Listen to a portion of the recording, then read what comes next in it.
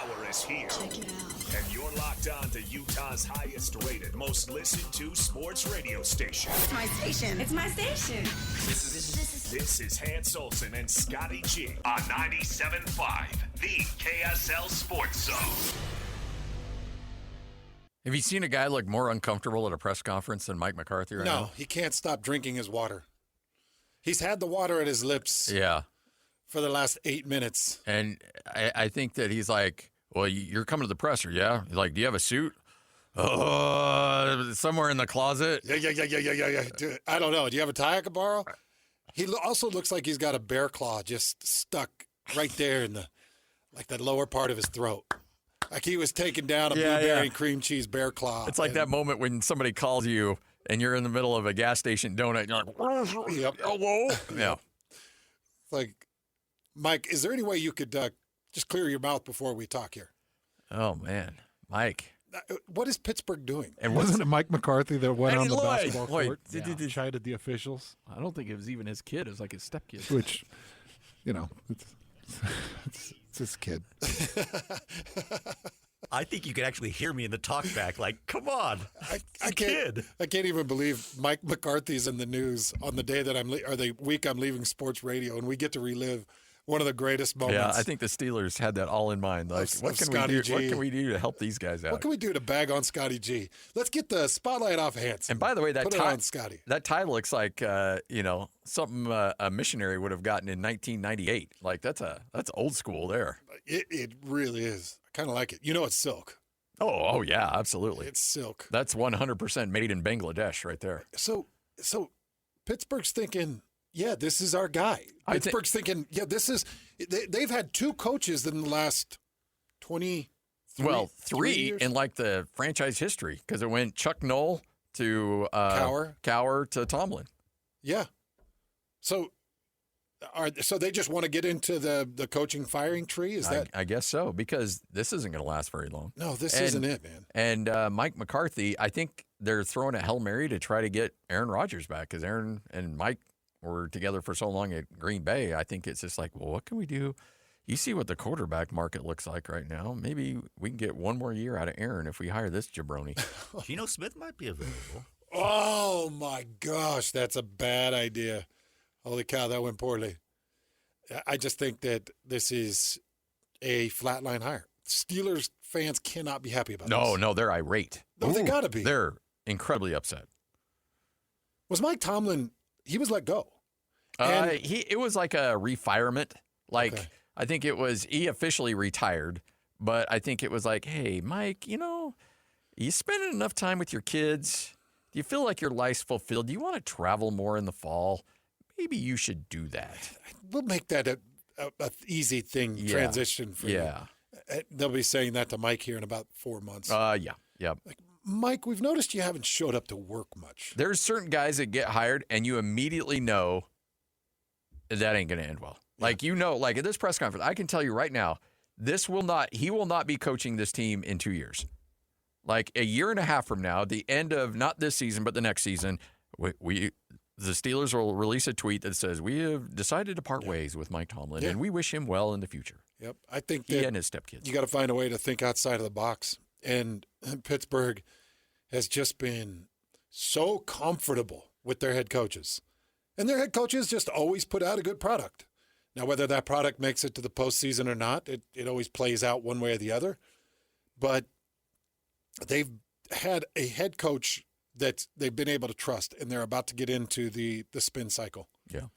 And hopefully they can find something pretty quick. I'll have to check on Chris Hoke. Chris Hoke does all their... Oh, yeah, that's right. Chris Hoke does all their sidelines and pre and post, and he works their games at home. And he has obviously a very attached interest into the Pittsburgh Steelers organization. So I'm curious how he'd feel about the Mike McCarthy hire. All right, kicking off the show, Hans and Scotty, 97.5, the KSL Sports Zone. Hope you're all having a great day. We got a lot to talk about. It's a Tuesday, which means it's a Bill Armstrong day, so we'll talk a little Mammoth with him. Of course, we've been talking about nothing but wins with him, and now we get to actually talk about a loss. Yeah, But they ran into a pretty good team last night. They did, but their run and their point collection was it was exceptional what they were able to do in that period of time. So we kind of knew that this trip to Florida and then the trip to Carolina, I kind of expect 0-3 over these, including the game they just lost, because it's a tough road trip. They're exhausted from the run. I think they will lose to Florida, lose to Carolina, and then I think that they'll come home, get started in this 6-game road stand. That 6-game homestand is where they're going to really make their money. Yeah. Because they play the 3 teams that are in their division in the West in the Delta Center. That's an opportunity to make double the points, keep the points out of Dallas's hands, out of Colorado's hands, and out of Minnesota's hands, and put those points in their own hands. I'm telling you, Scotty, like, this is a big, big 6-game homestand. Yep. And I will be at a couple of those games. Are you really? Yeah, I'll be at 2 of them. What up, Sean? Headed out to Colorado and Minnesota there at the Delta Center. So I'm excited to just take that all in. And by the way, you're going to be like in now you're like fan mode. You can just sit back and do whatever you want in the game. I got to tell you, man, it's kind of nice. I bet. Because we got a couple minutes. I'll just tell you. No. So hey, we got more than a couple of minutes. So let me tell you, one of the tougher things of our job is we don't go to games to build relationships or shoot the breeze or have a conversation with Johnny and Jimmy to our right and left about what we saw. We go to games to collect the information of what our eyes are taking in. And it takes an intense focus to understand some of the really simple or basic but delicate nuances of every game. You know, and as I'm learning the NHL and I'm sitting 4 or 5 rows up and I'm laser focused on the glass, I want to be able to talk to our listeners. I want to be able to share handshakes and hugs and, holy cow, did you see that? And hey, what did you think of that? Yeah. But instead, my poor wife, who's typically with me, is watching me try to deflect and at times even try to avoid so that I can try to get the information I'm there to get. Yeah. So I am excited in this new job that I'm taking. I get an opportunity to bring listeners with me, and I get an opportunity to watch a game and sit there and bump elbows and say, hey, let's go grab a hot dog together and we'll come back. If we want to hang out through the second period, we'll do that. If we want to just come back for the third period, we'll do that. If we want to get knee-deep in snow crab, we're going to do that. Oh, yeah. If we want to fill our bellies with the best crab in the world, we'll do that. I got to tell you, Scotty, it's exciting because it's a completely different way for me to be able to enjoy and consume sports. I have loved being able to sit there and watch games and feel like this is my job. Yeah. But you know exactly where I'm coming from. Oh, yeah, I do. I would go out to Utah practice or BYU practice, and our colleagues who are very dear friends of ours Yes. would want to strike up a conversation because they're not putting their eyes on what formations and what personnel groups and what directions and where I'm sitting there trying to say, oh my gosh, he just took snaps with the first string offensive line, but second string running back. So why is that quarterback taking snaps with the first string? Okay, well, I better start texting these coaches. So I would walk out of a practice and I'd say, hey, I just saw Travis Wilson or Tyler Huntley was just taking snaps with your starting offensive line. Why? And then it starts a conversation of, well, this and this. It's the same with BYU practice, same with any type of jazz opportunities. And you're sitting at practice and the people that we love dearly are coming up and saying, hey, this, that. And you're like, okay, I'm going to talk. And I end up talking and I know I'm missing. Yeah. And it's kind of exciting to be able to I'll be taking in sports from I literally, I'm not going to watch the Super Bowl. I have zero interest. I will not watch the remainder of the NBA season for the most part. I won't watch it. NBA completely lost my attention. Yeah, I think it's not the type of product I like. I like a systematic formula that is impossible to stop, not relying on a guy to hoist threes and hit them. Now you're just relying on a hot hand. And I really did love the game of basketball that I started into, where you're learning positioned basketball and responsibility of positioned basketball. And then we transition more into this positionless basketball. And then I feel like the NBA has just kind of lost its way. It just does not fit who and what I am. I feel like it's a broken product. So I'm done with the NBA. The NHL, I'll have a blast. I'm all NHL all the time. I love it. And so it's going to be fun to be able to pick and choose my passions. And as you know, Scotty, I dive into the jazz, and I work the jazz because our listeners. It's still a jazz town. It's a jazz town. Yeah. And I'm not dumb. Yeah. And you're not, look, if you're not disparaging anybody that likes the jazz or like the NBA. Absolutely not. Love it all you want. Yeah, absolutely. And by the way, Scotty and whoever and whatever they move forward with this show is going to be very jazz-centric. Yeah. Because that's what you do in this market. Yeah. And I realized that about 4 months into this job with John Lund. Yeah. Who, by the way, called me yesterday. He got wind that I'm leaving sports radio and called me yesterday. And we had a great conversation. And he was actually talking about this. He said, do you remember, like, we were sitting there and you were running down basketball and said you'd never have anything to do with it. And then the next thing I know, you're meeting with Jerry Sloan and you're having conversations with he and Phil Johnson. And Jerry and Phil were so good to me, man, in the early years of this job. So good to help me understand the game.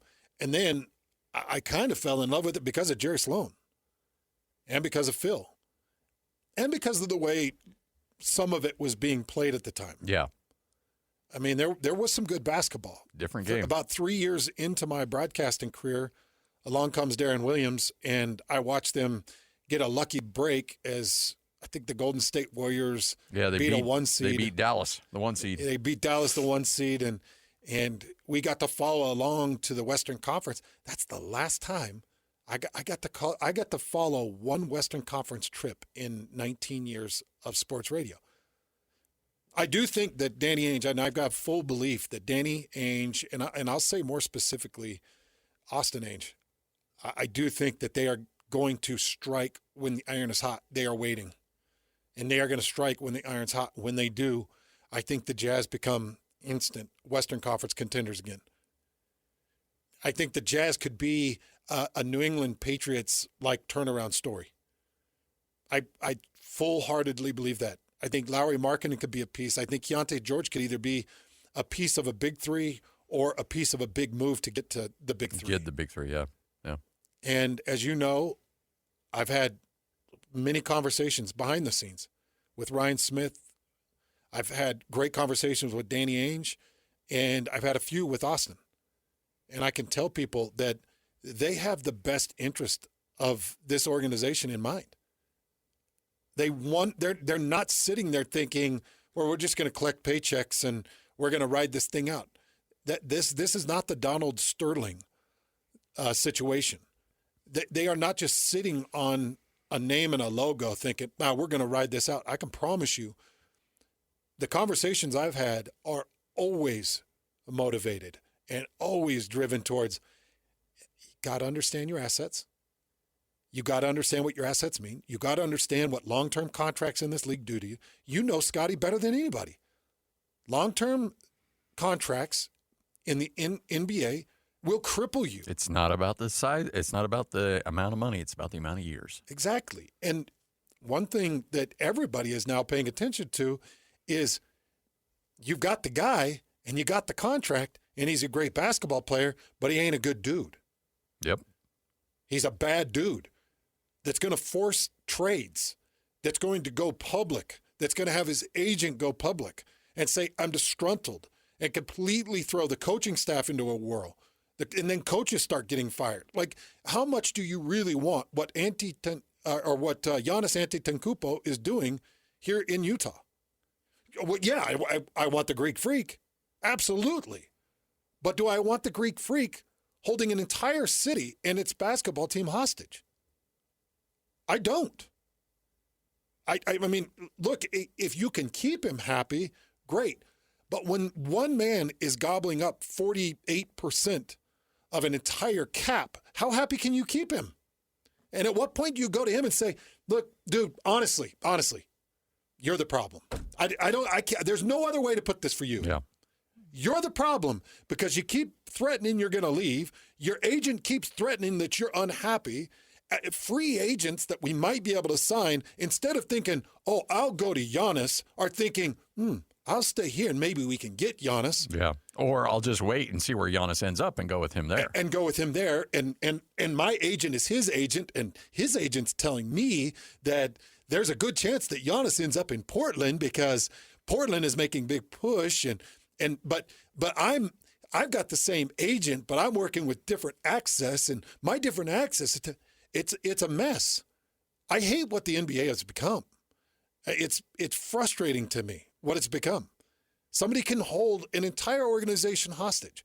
Okay, so speaking from a former professional athlete, like, I'm happy for them because if I'd had a guaranteed contract, that second contract I signed with the Colts would have paid me $1 million. And they were able to tear that up in front of my face and throw it on the ground and say, go home. So I understand guaranteed contracts and what it means, and I'm happy for NBA athletes that they have it. The problem is, over the last 5 years, Scotty, what do you think? 5 years where we've seen these, like the James Hardens of the world? Yeah. It's not right. And when Harden signs a contract extension and then immediately asks for a trade. So he wants his cake and eats it too. And yep. Gets both. And so people have got to understand that there is a formula and there is a striking stance and there is a holding pattern. And I know Jazz fans are sick of the holding pattern. I'm sick of the holding pattern. You're sick of the holding pattern. I just talked about it. One Western Conference Finals trip in the 19 years that I've been on air. The holding pattern seems like it's been forever, even through Donovan Mitchell and Rudy Gobert. When things were really good, you still didn't get a chance at the Western Conference Finals. And I'm looking at the Jazz thinking, this is going to break. I mean, eventually it's going to break. I'm just not into the sit down of it. Honestly, my heart's not in the NBA anymore. It's just too hard. It's like every time you turn around, somebody's swinging a gun on an Instagram or a Twitter and they're getting suspended. Every time you turn around, there's a disgruntled superstar that's holding their organization hostage. Every time you turn around, your guy has made too much money and controls too much of the cap, and you can't build around him. And to me, it's like, geez, Scotty, the NBA's got problems. Hans and Scotty, 97.5, the KSL Sports Zone. Segment brought to you by Mountain Land Supply, where the pros go for plumbing, landscaping irrigation, agricultural irrigation, HVAC parts, tools, and safety equipment. Find a location near you at mountainland.com. BYU nearly pulled it off. A historic upset last night right there, a historic comeback. You just needed one shot to fall. Crazy game last night in the Marriott Center. We'll break it down next right here on The Zone. After nearly 20 years of sports radio in Utah, thank you, Hans Olsen is stepping away from the mic. Matt Wells joins us. Hey, Turkey, get your stinking thumb out of my Frito pie. You're a fun sucker. You suck the fun right out of everything. Larry Kraskowiak's on with us. The one, the only, Hans Olsen. This is 97.5, the KSL Sports Zone. Hans and Scotty, 97.5, the KSL Sports Zone. All right, let's give away some Jazz tickets right now. 801-575-ZONE. It is a Jazz Ticket Tuesday. It's Jazz Ticket Tuesday, and your chance to win tickets is right now. Call this number now. Call this number now. Be caller number 12 at 801-575-ZONE. 801-575-ZONE. And you'll be on your way to Delta Center to see the Utah Jazz. He fires the three. Hey, hands, oh, don't do me like that. This is 97.5, the KSL Sports Zone. All right. Caller number 12 right now, 801-575-ZONE. That's 801-575-ZONE. You win a pair of tickets. See the Jazz and the Brooklyn Nets Friday, January 30th at Delta Center with a 7:30 start. Hans, there's a moment in a game where you're thinking, I might see something historic. And last night, BYU is being run out of the building, down by as many as 19 to Arizona. And I'm thinking, okay, well, shoot, this isn't going well for them. This is look, it's not a season ender by any stretch. It's not an NCAA backbreaker, but it was nice to play the number one team in the Marriott Center and have a chance to showcase what you've got going on in Provo. And Arizona, for about 38 minutes and 30 seconds of that game, did just that. They just came out and took BYU behind the woodshed. And then all of a sudden, Richie Saunders starts hitting threes. Guys get to the line, forcing turnovers, getting end ones. Keba Keita, offensive rebound, like a turnover, a jump ball, alternating possession, flagrant one. And the Stars, Hits two, ball back in your possession. The Stars start aligning in your favor. And before you know it, 13 seconds left, down by one, you have the ball, and you just can't get the bucket. In fact, blocked from behind, Rob Wright, and that's how it ends. But what a game last night. It was a good game, man. What do you think of BYU after watching it? I think BYU has got some flaws. I think BYU has got some issues that they're going to have to deal with. I think that obviously your number one priority, if you are going against BYU, you find a way to double and get that ball out of AJ's hands. And you saw them defending him on that out-of-bounds play that goes to Rob Wright. I don't know if the play was designed for him all along, but you can tell there was a very keen interest in making sure AJ was not able to get his hands on that ball late in that game. And Rob Wright decided to take it. I think had a really good look, but just came out and look, the other guys are good, and a block shot. BYU's going to have to fix a few things offensively. Defensively, I think they went up against a juggernaut offensively. I think BYU's going to be fine defensively. I'm not too overly concerned about that. Offensively, can you get big buckets down the stretch to keep yourself in the game so you don't have to have a crazy comeback like that? Just a few fine things, but we're nitpicking right now. That's an elite team that was up against the number one team in the country. It wasn't David versus Goliath. Those were a couple of Goliaths going at it, and BYU just came up a point short. It was right there for the taking. So the inbounds came at 12 seconds. 12-second mark. You inbound, you bring it up the court. And I didn't feel like Rob Wright had anything in mind other than trying to do it himself. There was one open rotation out to the perimeter. I watched it again. AJ DeBonsa is doubled. He's flat out doubled. You got a body on Keba Keita. So Keba, trying to dish down or alley-oop to Keba was not the option. Rob Wright really starts to penetrate with his dribble drive, and at no point did I feel like he had anything on his mind other than getting it done himself. And I'm going to tell you my problem with this. You played the number 3 team in the country in UConn, and he tried to do the same thing, and he bumbled away the ball. That's right. Turnover to end that game. I forgot about that. BYU had an opportunity. They had the comeback opportunity against UConn, and it was right there in their grasp. And Rob Wright tried to do it himself, and he bumbled away the ball. And I know you want dudes that want to take the shot. You want those guys, Scotty. You want guys that want that moment. And I think Rob Wright really wants the moment. The problem is, I don't think that was Rob Wright's moment. And I'm trying to remember which player it was. Was it Boscovich that was on the outside? Yeah, I believe so. Yeah. Hatch. Was it Boscovich that rotated out of the outside with that 12 seconds? Yeah. Okay. So Boscovich. He could have kicked out. He rotates out to the outside. And it would have been a pretty decent windowed look if Rob Wright, at the point of leaving the court, would have dished out instead of got the shot blocked. Maybe and I know we can run these maybe games, and maybe it dishes out, and maybe down by one, you don't want the 3, maybe you don't want the deep shot, maybe Kevin Young told Rob Wright, one of 2 things is going to happen with this 12 seconds. You're either going to hit the shot or get the foul. That's it. We're going to take you into the lane, be aggressive in the lane. We've already gotten a couple of really good calls. These officials haven't been afraid to blow the whistle on Arizona. Let's get you to the lane, and it's either going to be a foul or it's going to be 2 points, and we go win this game. Here's what you can't account for. officials swallowing a whistle. When the whistles were coming, officials swallowing a whistle, because there's no doubt Rob Wright's hand was hit. When you watch that come from behind, and look, I'm not complaining. I'm not begging for whistles. I really don't give a crap. Like, whatever, because they got a couple of whistles that went their way. And this was the whistle that didn't go their way. But I felt like the behind-the-back deflection on Rob Wright got his hand. At least from the second knuckle to the tip of the fingers, along with the ball. Yeah, you're just not going to get that call in that situation. It's not going to get that call right there. Yeah. 2 seconds left on the clock. It's winding down. You'd already had a lot go your favor. You had to make something bigger, more contact.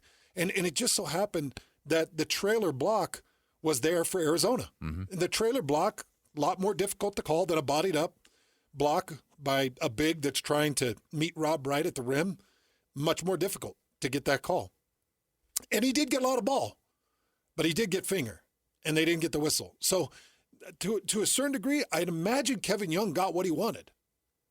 If that's what he wanted. If it was, Rob Wright, this is the two options. You either make the basket or we get you to the line.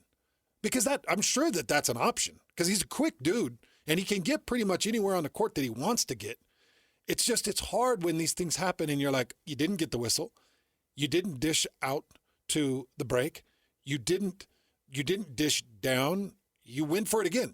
And the hard thing for me is I was sitting there with Greg Wrubell in a booth getting ready to call a football game as we're watching the end of that UConn game, and things heat up, and BYU's in it, and Rob Wright's got the basketball, and he bumbles it. He loses it. And it was like, I don't know if that's his game to lose. I don't know if I think that's AJ's game, or I think it goes AJ's game, Richie Saunders' game, then Rob Wright. Yeah. So who do you put that on, Rob Wright or Kevin Young? Well, that's where I need to have the headset on. You have, and how often in our job, Scotty, do we need a headset on to know if Kevin Young said, Rob, this is the way we're going. It's either the shot or to the line. I want you to be aggressive into the lane and do what you do. Do what you do. Be first defender, get help defense, force people to stay wide, and then force defense to collapse and get to the rim, and let's either get the shot or get to the line. The thing is that Kevin Young knows what whistles are likely or unlikely in that moment. Yeah, that's the thing. I know you're not getting a call there, especially with that crew. Unless you get bodied up. There has to be significant contact. I'm talking significant contact to get a call on that play. See, coaches just have to take it into consideration. Yeah, you have to. What's the moment? 12 seconds left. We're inbounding from Arizona's baseline, didn't they? Yeah, but they kicked it all the way back in the backcourt, and Wright had that running start to get into the lane. That's right. I look at it too from a standpoint of that is, if you're going to lose a game or if you're going to win a game, it's got to be in AJ's hands. Like he is, you mentioned he's your top option. He's option number 1, option number 2, option number 3.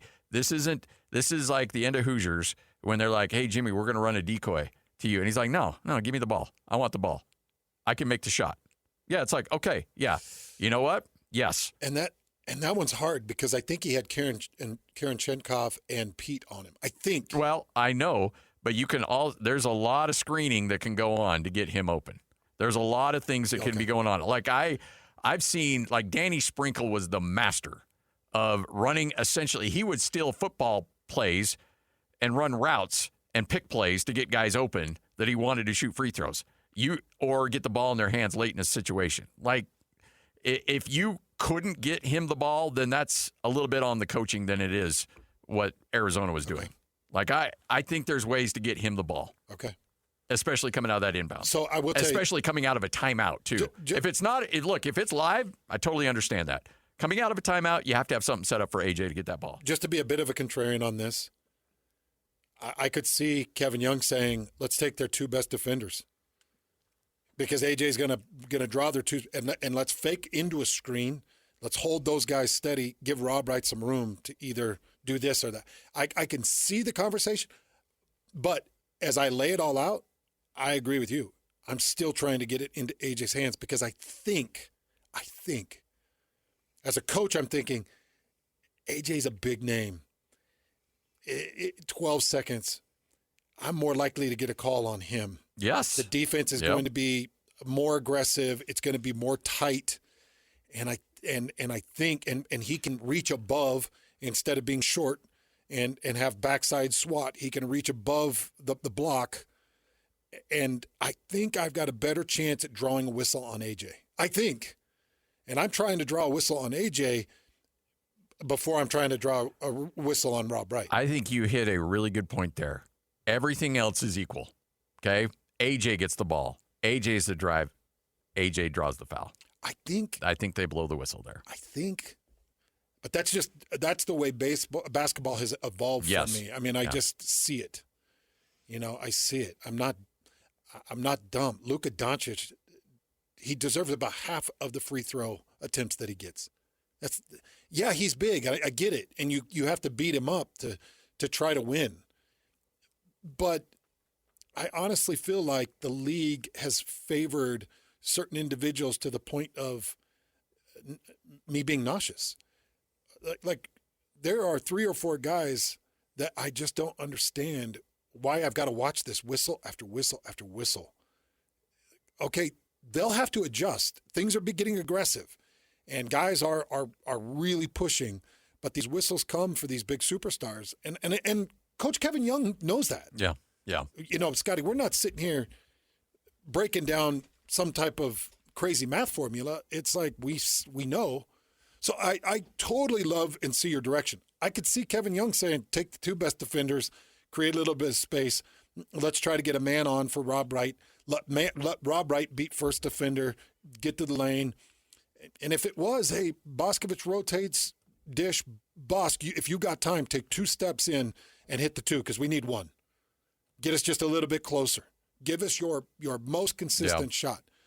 If Boscovich is able to take 1 or 2 steps in and he makes it a 13-footer, you're looking at maybe 70% chance make if he's got a window to shoot. Yeah, if it's wide open, I'd put it in the 60, 70 range. I know we're getting way down into the weeds of this crap. But I think you and I have said this in our 12 years doing the show. When you get good, we nitpick more. Yeah, that's absolutely right. Because we know how good you can be. We know how good BYU can be. BYU absolutely could win a national championship this year in basketball. And I was on with Jeff Kaplan yesterday just kind of talking about this game. And I said this to him, and I'll say it to our listeners. I think that this is the highest profile and best threesome on any court, field, diamond in BYU history. And then the other point I made was they're also the highest paid collectively. They're the highest paid 3. And, you could look at Bear Bachmeier, L.J. Martin, and Isaiah Glasker.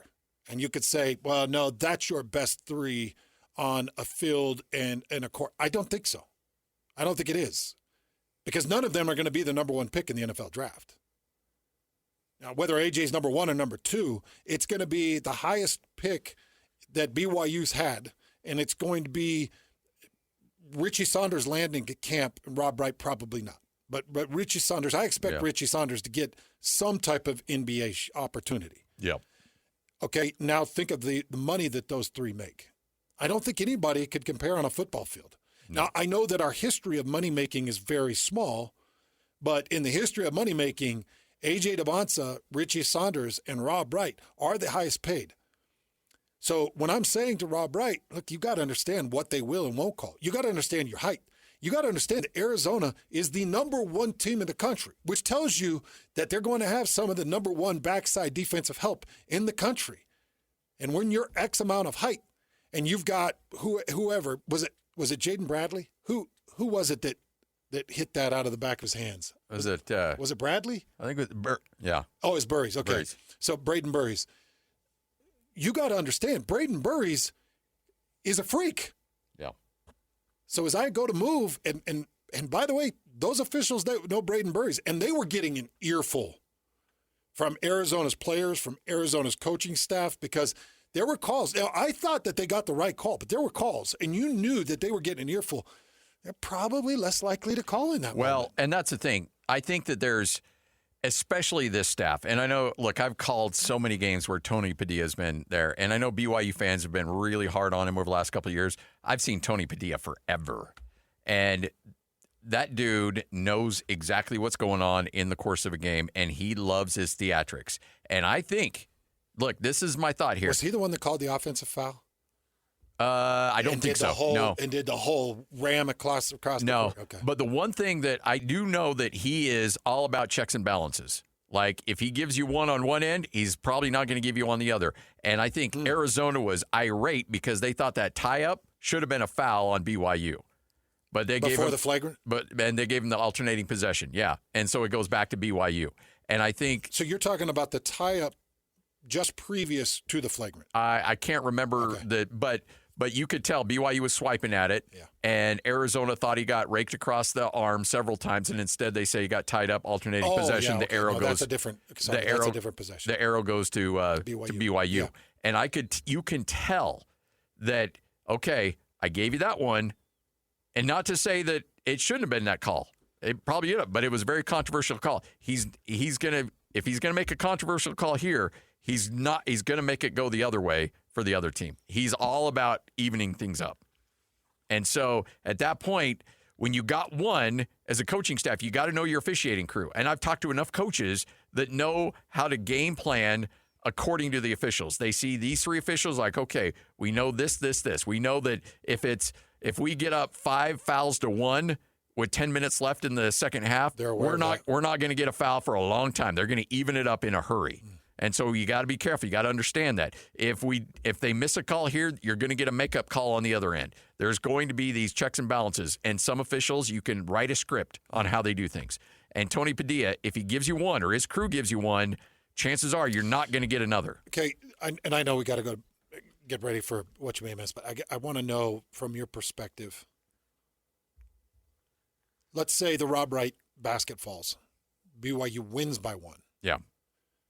Knowing what tier this is and who Arizona is, how much does this loss hurt you as compared to how much would the win have helped you? You know what I'm asking? Yeah, the win would have helped you more than the loss hurts. This loss doesn't hurt BYU. That's not at all. That's what I was thinking. Yeah. The win would have been helpful as the number 13 team in the country. I think it would have secured your spot probably close to the top 10. Yeah. But I feel like this loss. Now, if anybody that's watching and says, dang, they're down by 19, they're getting run out. Yeah. And that was a crazy set of circumstances to be within 1 point with 12 seconds left. But I've got to imagine that loss it's not pulling the rug out from under you. Not at all. Not at all. That doesn't change BYU's seed line. It doesn't change anything with the bracket, with the tournament. Especially now, had that game ended a 20-point game, maybe there's a little difference there. Hey, you just got run at home to this team. But there's going to be a lot of people that are going to look at that 1-point game. The metrics aren't going to look at the crazy the crazy circumstances. The numbers are going to say, wow, you know what? Our analytics said that was going to be a 5-point loss. You only lost by 1. That's going to help you. No, that loss does not hurt BYU at all. At all. Now, the win would have helped significantly, but the loss isn't going to hurt you. Well, the good news is BYU's got 2 more opportunities in the next 3 games to get a big win against a top 15 ranked team. Hans and Scotty, 12:52. What you may have missed coming up next. You're locked on to Hans Olsen and Scotty G. That's right. Yeah! On 97.5, the KSL Sports Zone. Hans and Scotty, 97.5, the KSL Sports Zone. What are you laughing about in there, Lloyd? None. Not laughing at anything. You're making fun I got nothing. You got something. I got nothing. You got something. What you may have missed right here on 97.5, the KSL Sports Zone. If you got an offense that's cruising, why mess around with it? You did fire Sean McDermott in Buffalo, but you fire a coach, usually that means everybody's getting fired, right? Mm-hmm. Nope. It is the offensive coordinator, Joe Brady, gets promoted to become the head coach of the Buffalo Bills. Signs a 5-year contract. He is now the guy in Buffalo. So I got to imagine Josh Allen may have let his voice be heard on that one. Like, hey, look, I like this OC. Don't screw around with this. He might have. Seems like the guy's pretty innovative. Yeah. I go back to that Baltimore press conference with that owner, and they said, how much power will Lamar Jackson have in the hiring of the new coach in Baltimore? And he goes, he will have a say, and I will let his voice be heard. I will not give him any power whatsoever. If he wants to sit on interviews, great. If he wants to ask questions, awesome. And I remember Kevin O'Connor saying the same thing in regards to free agency about Darren Williams. He said, Darren comes to me all the time with free agents that we should get. It's like, go get this guy, go get this guy, go get this guy. And I will listen to him, and I will tell him I will listen. I will take it under consideration. He said, but once you open that door just slightly and acquiesce to a player, they will kick that door wide open. And if you give them one thing, they're going to take a mile. So he was like, I'll listen, and I'm more than happy to talk to him about the whole process and what I'm looking for and everything else, the financial ramifications, but I will not, by any stretch of the imagination, let him have a final say or sway me in one way or another. Did Kevin O'Connor stay around in our market? No, he got a house in North Carolina somewhere on a beach, and just rode off into the sunset. My spirit animal, Kevin. Yes, you might be a little further south. You don't like those North Carolina winters. No, but he's my spirit animal. Yeah, I really liked him. I did too. I love KOC. Good dude. I know that probably most Jazz fans out there driving around listening have a reflection on Kevin that's gruff, short. Yes, those are all true. Non-transparent. Very true. But when you'd get Kevin alone. Oh, yeah. Oh, he'd tell you anything. He'd tell you whatever you need. Yep, absolutely. He was so good about that. Man, I miss those old years too. You Yeah. know, with Jerry and Phil and Kevin. You know, the first 3 or 4 years of my existence in this market, those guys were really, really great. Yeah. And I actually think that Ryan Smith has kind of reestablished that feel. They just need the right timing. Oh, yeah. Scotty, you know more than anybody that it's all about timing. That's 100%. That's pretty much life in a nutshell is about timing. Just take a look at the Boston Celtics team that Danny Ainge assembled that just went on and won it. That was perfect timing. Yeah. I'm talking about his more recent one. Yep. Not him bringing in the big three and going and winning that one, but this more recent one, it was just all perfect timing. And it was a couple of picks mixed with one or two free agents that took him over the top. I mean, that's why the Jazz and, Jazz fans will always lament being up 2-0 against the Clippers in the Western Conference semifinals and losing that game 4-2 because the Spurs were down, the Lakers were down. Like, the window was wide open for the Jazz. And they went all in. You know what? You still had Donovan Mitchell on the cheap. You absorbed Mike Conley's contract. And you're like, okay, you went all in, and you just couldn't do it. And that's what's disheartening about the whole thing. And that's why when you hear Justin Zanuck talk about it, you almost hear his heartbreak because you don't get those windows very often. Look at if the Patriots win a Super Bowl, they will have done so by winning playoff games against C.J. Stroud, Jarrett Stidham, whoever's at Seattle. I'm spacing his name, the USC guy. Like you could not have asked for a better layout for the New England Patriots. And if they win a Super Bowl, everybody will be like, people won't ever be like, well, here's the path. The window kind of opened up for them, and the stars kind of aligned for them to be able to do what they did. Next year, Mahomes will probably be back. Josh Allen will probably be back, and you'll have stars back in the playoffs that can create all kinds of problems for you. Yeah, you're talking about Sam Darnold. Sam Darnold, yes, sorry. But I totally understand your point, and that's one thing that, in my time on air, I will look back to that team. And there were some big decisions that were made. Remember, they moved on from Ricky Rubio. Yeah. And Ricky Rubio really wanted to be here. He really wanted to be a piece of this. And they moved on from Ricky. And I remember thinking, I don't know. And they brought in Mountain Mike. And Mountain Mike, it took him a year to reestablish himself. But when he got cranking, I thought, maybe, man. Yeah. Maybe. You've got the NBA defensive MVP. You've got what looks to be a potential NBA MVP, but certainly an all-star. You've got a long-sourced guard that understands the depth of the league and can absolutely manufacture some certain offense to get guys really cranking. And I thought, maybe. You got Jingle and Joe who kept his sense. And at the time, I think you had Gorgeous Georges, didn't you? Oh, yeah. Wasn't Gorgeous Georges was in that locker room telling everybody. And you had Connolly as the sixth man of the year. Yeah. Like that was certainly as close as I had felt to the Western Conference Finals since that Darren Williams team. Yeah. All right. Kurt Helin joins us next. 97.5, the KSL Sports Zone. Looking for the latest on the Jazz, Utes, Cougars, and Aggies? Yeah. We've got you covered. This is Hans Olsen and Scotty G on 97.5, the Sports Zone. All right, one of our favorite dudes out there, Kurt Helin, kind enough to join us. Hans and Scotty, 97.5, the KSL Sports Zone. Kurt, how are you? I'm doing good, gentlemen. How are you today? We're doing better now. How's everything in your world, by the way? Southern California still treating you well? It is. It is one of those perks of living here where you get to watch the rest of the country freeze and be like, yeah, I might have to put on a long sleeve shirt today. So there's it's why we pay for everything else sometimes. Who's your rookie of the year right now? My midseason one, I had picked Knuppel, but it's kind of a coin flip between him and Cooper. They're really close. Cooper obviously started a little slow, mostly because Jason Kidd kind of had to played him out of position, and so hey, you've been a 4 your whole life. How would you like to be an NBA point guard? Was probably not the way to go about that, but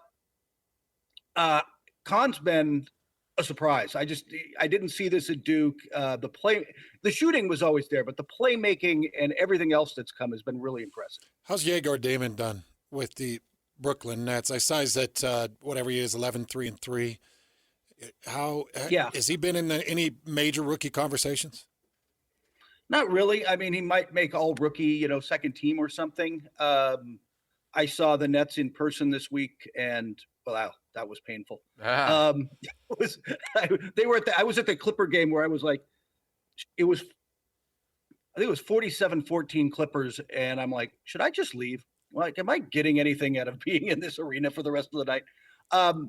But Igor's finding his way. He's got a shot. He's starting to, I think, like a lot of rookies, I think Ace was here, like the speed of the game and the athleticism, everybody just takes some time to adapt to what you've got to go up against, because it is such a leap. And so much more is asked in terms of complexity.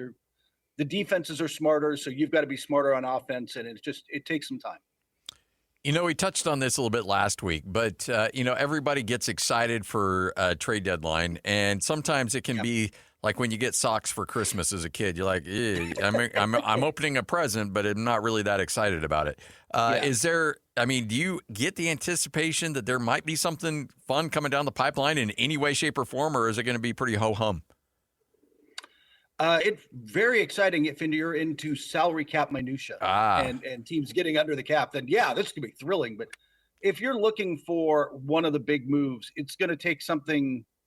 I mean, it's next Thursday, so we've got a little over a week. It would take something pretty dramatic for Giannis or Anthony Davis. I don't know that Anthony Davis or John Morant could get moved. Giannis would have to force his way out, and he said he wouldn't. And so now you're down to like Kuminga's injured, and there's not much of a market, and that's looking like it's not going to happen. And so I'm not sure where a big trade you're going to see. It's going to be DeMontis Sabonis and Keon Ellis and players of that ilk. If the injury didn't happen to Giannis, how much did that injury change things? I don't know that it changed that much. If they kept losing and he were playing, maybe he'd push. Like, ultimately, he's going to have to do this. And he has said, look, I don't want to be the bad guy, right? Yeah. Like, I don't want to be the guy who demands a trade. And he's got the easy way out this summer. He can get to this summer and not sign the contract extension that they're going to put in front of him. And that's basically asking for a trade, because the Clippers and the Heat and a couple of teams are lined up. If he reaches free agency, there are teams waiting to give him a max. So they would have to trade him to get something back. So it basically forces their hand, and it forces it without him having to go, well, I never asked for a trade. So he can, play innocent.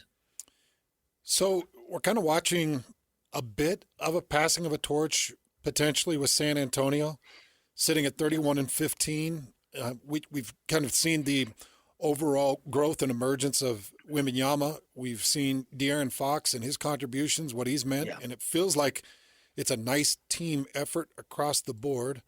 So are we ready? Is the NBA ready? Is it officially San Antonio and Wembanyama's time to kind of grow? And I know you got Oklahoma City that's sitting there, but do you feel like it's San Antonio and Wemby's time to take over the league?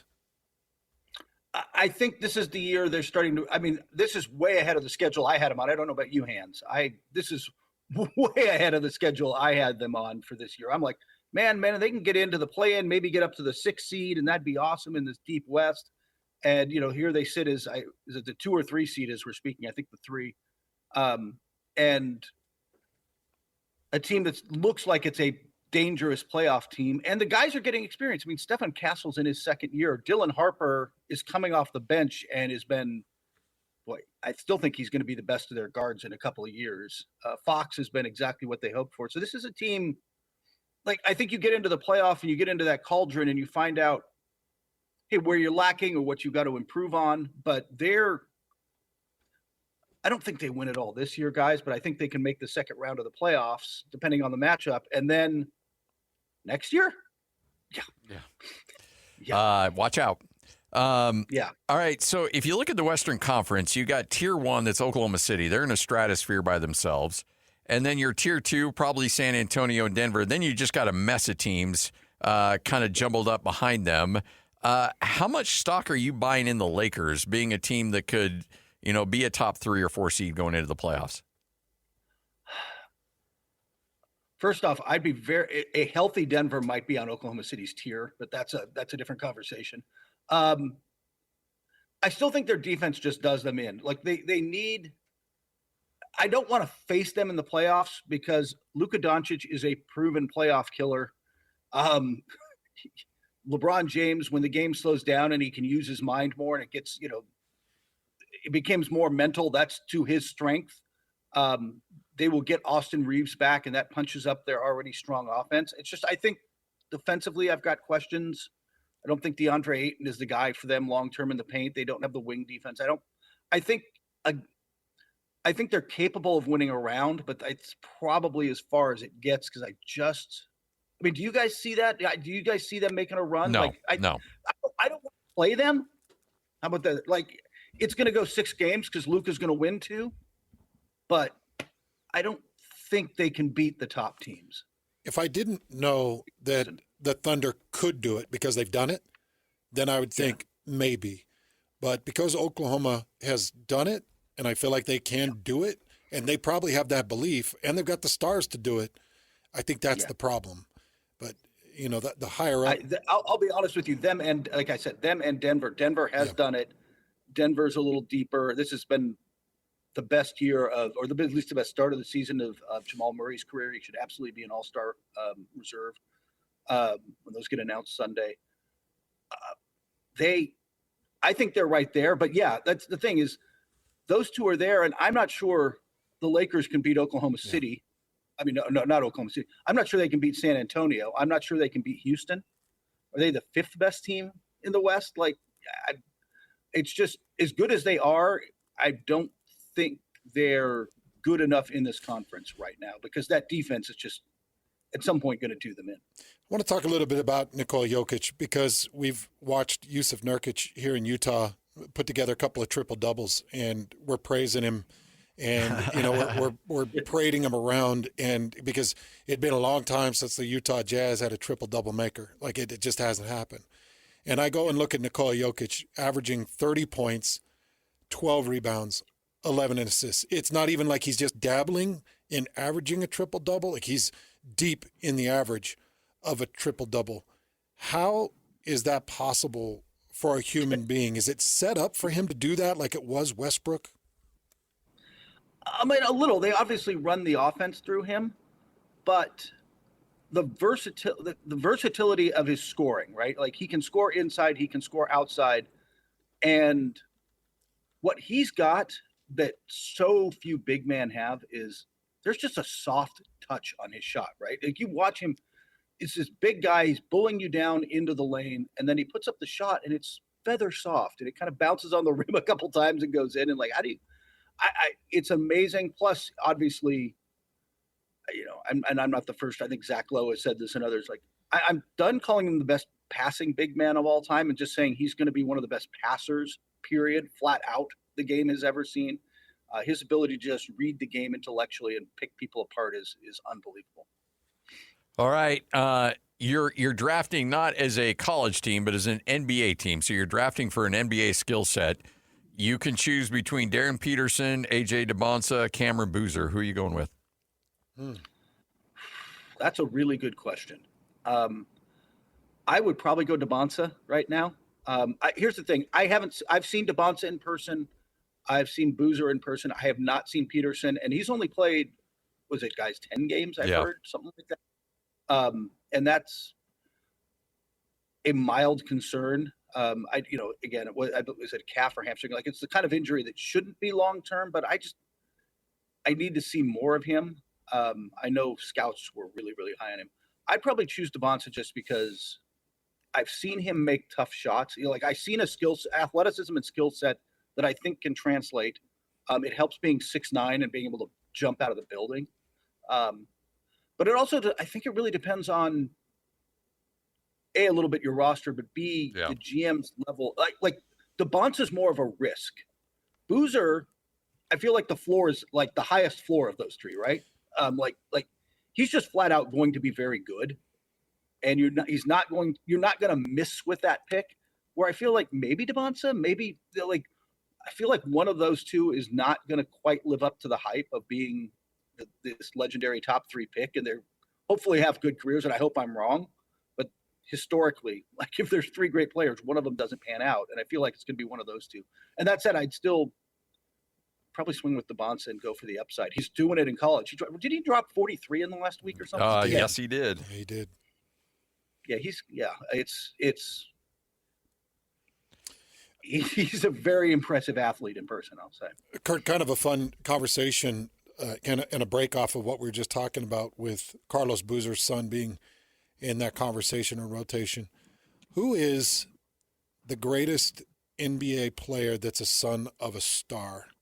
I want to know, was Del Curry considered a star? Because it'd be really hard not to go Steph. Yeah, that was my first thought, because Del was 6th man of the year twice, twice. So I would consider that a star. But Carmelo's kid, I don't think is entering the draft this year. Who else are we talking about? Well, I was thinking about Sabonis. I think. That's a good one. Because Arvidas was. It's funny. That's back to was Dad. Dad was a huge star at the time, internet, especially if you knew basketball. But by the time he got to the NBA, he was on the back half of his career, and he was still really good for a long time. If Olympic 1988 Sabonis was in the NBA, he would have wrecked the league. Wrecked the league. You talk to David Robinson sometime about. David Robinson will more than happily tell you what a problem Sabonis was at that point when he was not in the NBA yet. Yeah. Kurt Helin joining us right here, 97.5, the KSL Sports Zone. So it's the weekly. What are your thoughts on the Utah Jazz? And again, there's good moments, and then you lose by 45. This team just continues to kind of they're making progress. You can tell there's opportunities here. Ace Bailey. Lauri's in and out of the lineup because of the illness. You still are seeing Keontae George continue to take that next step. There's good building blocks, and so everybody's here like, hey, you know what? Keep it going, but don't go too much, because you still got to hold on to that draft pick, and you can't convey that thing to Memphis. So I think the Jazz are walking a pretty good line right now. I think they're handling it well, in the sense that they don't want to win too much, and if you play Lowry too much, he is a floor raiser. He is He is the same reason Trae Young is not seeing the floor in Washington. Like, dude, we don't want to win games. We don't need you out there winning us games right now. So you'll see a little less of him. I hope, though. I think, look, George has kind of made this leap this year, and it's funny, by the way. I heard people I had fans of other teams and people of other teams like, well, is he available? Maybe we could trade for somebody like that. I'm like, dude, nobody's trading him. Are you kidding me?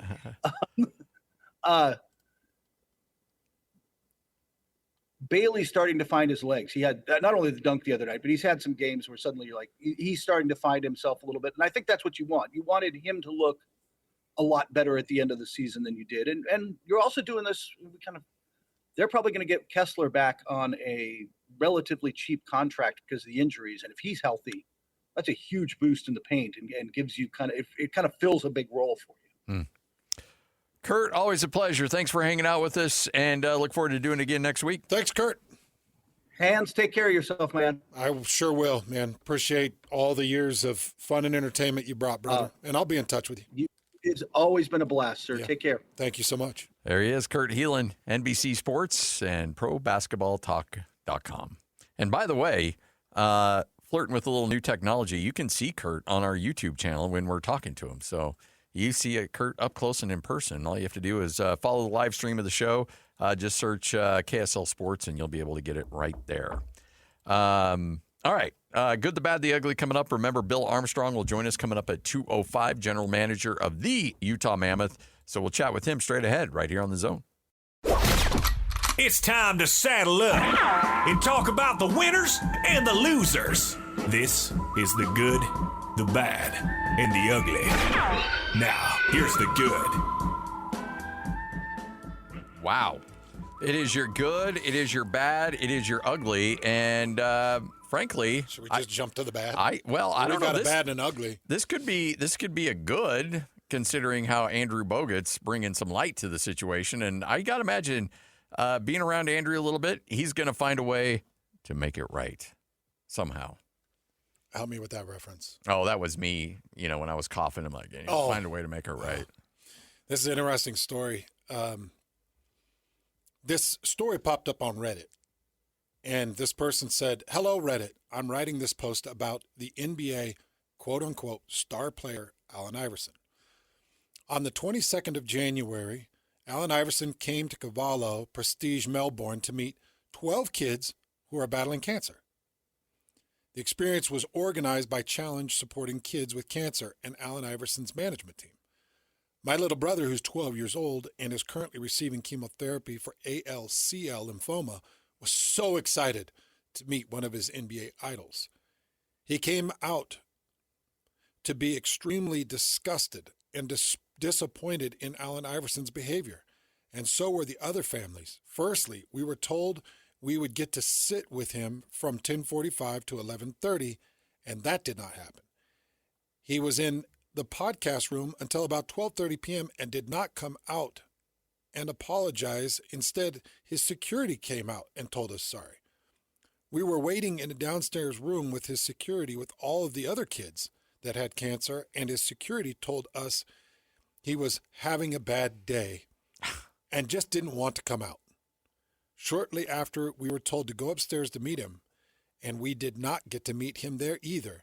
He refused to allow parents in the room with him, which, quite frankly, is weird. Once we were directed upstairs, we were escorted to the side of the room while he was doing a news interview. We went into the day being told we were going to get balls and jersey and anything else we wanted signed, and to think of the questions we wanted to ask him. That did not happen. After we waited hours with these kids who are battling cancer, his security firmly told us he is not signing anything at all, and we did not get to talk to him at all. He did not say a word to anyone. We were lined up, and all the kids got was a photo, and he did not seem impressed about that. He had his hands in his pockets and did not smile or put his arms around the kids with any of the photos. He knew these kids were sick and still did not put any effort or acknowledgement into that. Everyone was so disgusted with his behavior. It was honestly so disappointing. One of the families drove 6.5 hours to meet him, and the kids were so extremely sad in the end. He seemed to think he was better than everyone else, and it was obvious he did not want to have anything to do with the group of sick kids. So Andrew Bogut retweets this and said, "Absolute beep human. No excuse for this. If anyone knows this family, please reach out." Told the kids that have cancer, "I'm having a bad day." Yeah. Yes. Yeah. Yeah. Well, the security didn't. The security Allen was having too bad a day to tell the kids with cancer he's having a bad day. Oh, you think you're having a bad day? Oh man. This one makes me ill. Okay. So this is why I think this will end up being good, because Andrew Bogut is going to come in like a rock star and save this thing. I guarantee it. Guarantee. Really? Yeah. Andrew Bogut. I don't know anything about him. Never met him. That dude has so much love for his home country. Does he? And he will go to all ends to make sure good for him that these kids get taken care of. And that Allen Iverson burns. Oh, yeah. I guarantee there will be a follow-up on this, and Andrew Bogut will roll out the red carpet for these families.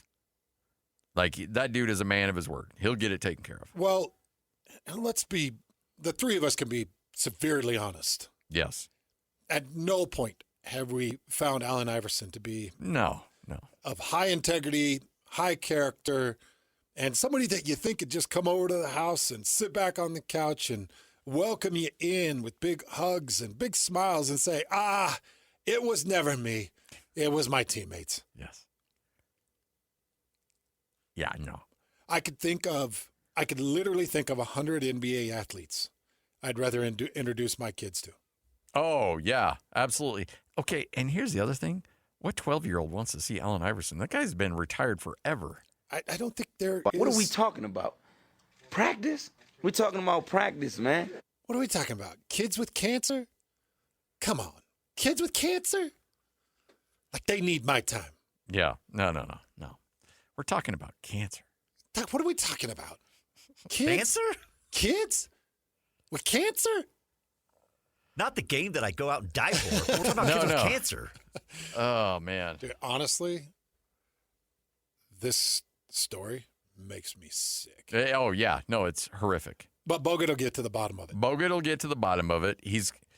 The dude's going to go scorched earth on Allen Iverson. Will continue to do so. Remember, these guys played in the league together, so I bet he's got some Allen Iverson stories. Sure. And, I look forward to seeing how this thing plays out. So there was a bit of crossover. Oh, yeah. All right. Lloyd, we got to take care of some business right now. It's Jazz Ticket Tuesday, and your chance to win tickets is right now. Call this number now. Call this number now. Be caller number 12 at 801-575-ZONE. 801-575-ZONE. And you'll be on your way to Delta Center to see the Utah Jazz. He fires the three. Hey, hands up! Don't do me like that. This is 97.5, the KSL Sports Zone. Caller number 12 right now, 801-575-ZONE. That's 801-575-ZONE. You win a pair of tickets. See the Jazz and the Brooklyn Nets coming up on Friday at Delta Center. Game at 7:30. If you don't get tickets, well, that's all right. We'll give away another pair next hour, and the hour after that, and the hour after that. It's Jazz Ticket Tuesday right here on The Zone. Your good, bad, ugly sponsor, RGS Exteriors and Construction, obsessed with quality results. Let's get to the bad. Now the bad. So Kelly Zinn, she is the new athletic director at Rutgers. She got the job back on July 30th of last year, and she was told going into the job that, hey, we want you to be here at Rutgers. We want you to be our athletic director. Just know financially, things are a little shaky right now. But, come on in. We'll fix this thing together. Well, she dug into the books and found out very quickly it is not good at Rutgers at all. Now, remember, Rutgers got you would think, a golden, deal to go to the Big Ten. Like, they're print money in the Big Ten, right? Well, you also need to be raising money, and you need to be spending money to compete in the Big Ten. And they're spending money, but they're not making any money. In fact, last year, Rutgers, their deficit for their athletic department topped $70 million. The university spent $193 million, giving them, they're in the red, $70 million. Not just last year. That's the third time in 5 years that they've been in the red, over $70 million. And it's not like $1 million or $2 million. No. In fact, they were excited because they received $10 million from the conference in its share of the football playoffs. $146 million in opening revenues, thanks to the $61 million they got for the media rights. Well, guess what? Their spending also went up 12%. So in all, since joining the Big Ten back in 2014, Rutgers has lost a grand total. Now, this isn't losses. This isn't like expenditures. This is flat out losses over $500 million. Since when? Since 2014. They have lost over $500 million. It's time. Pull the plug. Yeah. Yep. You don't get to be part of this anymore. It's past time. Yeah. You got. Is that?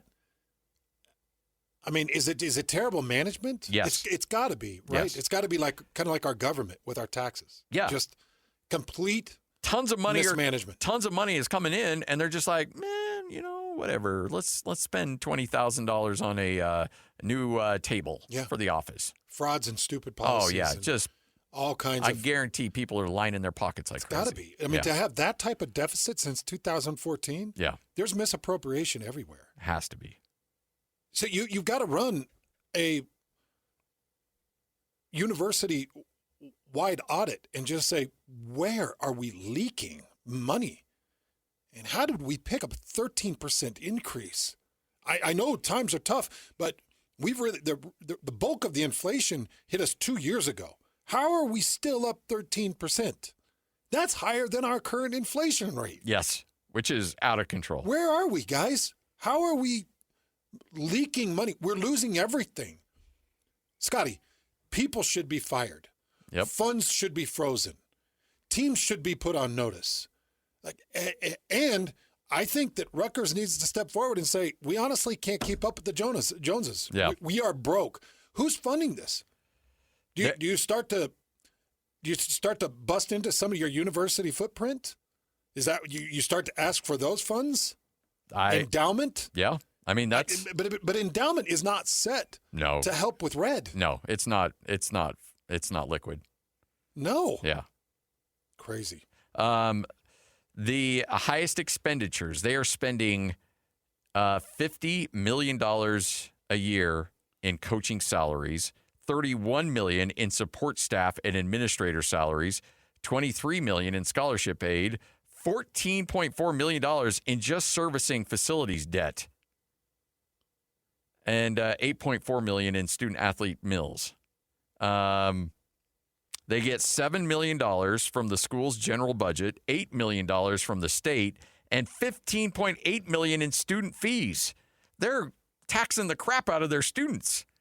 You know, the little student fee, they're getting nearly $16 million in student fees, $60 million from the TV revenue, $10 million from the football playoff series, not to mention what they're getting from the NCAA tournament shares out of the Big Ten. You said $60 million in coaching salaries?